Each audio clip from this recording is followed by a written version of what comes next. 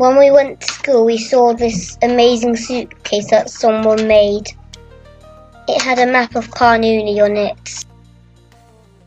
Inside the suitcase, there was activities for us to do. And there was old houses that had people from Carn. We learned about the clothes they wore and the houses they lived in. There were maps for us to plan our way to get to Cornwall. To use the key to find the places. We planned to go down the A30 and turn off at Lower Drift. Then we needed to go past Sandcreed Church. The Google map showed us the way to get from Cornwall to Carn. Then we got our waterproofs on and ready to go. I read my map on the way and gave the driver directions so he knew where to go. The roads were narrow and windy, but the driver got there in no time. We got off the bus, then we got on the lane. We were excited as we walked up that lane because we didn't know what we were going to see. First we met this man who was planting willows. He told us that willows were made for weaving baskets.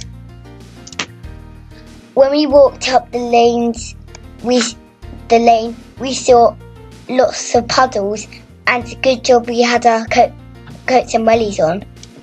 Puddles were really deep. On the way we saw something disgusting. It was a dead fox. Most of us had a look, but some of us didn't. Finally we found a sign to Carn.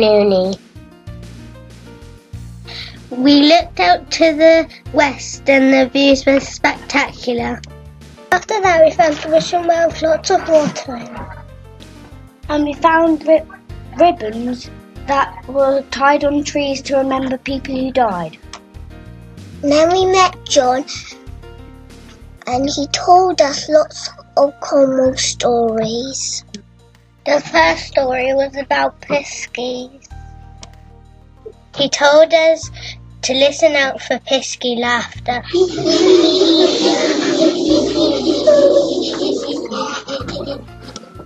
While John was telling the story, a rainbow appeared in the sky. It must have been the pisky magic. The next story was about knackers or knockers.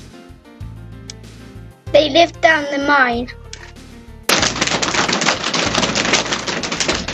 The miners believed that if they threw away their pasty crust, the knackers wouldn't bother them.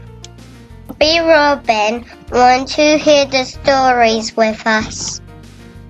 There was a poster and it showed us what it looked like in the olden days.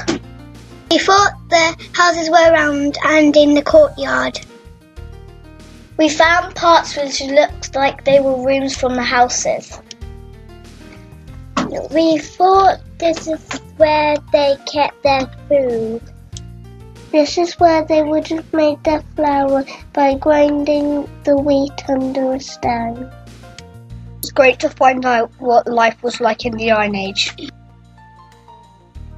Then we heard more stories from John the Enchanted Storyteller. The stories after lunch were about mermaids and spriggans. Spriggans were known to steal babies and swap them for 400-year-old spriggans. We went in a mysterious dark tunnel. There was a big round room with a hole in the top. It was dark and cold. Puzzled over the room and nobody actually knew what it was for.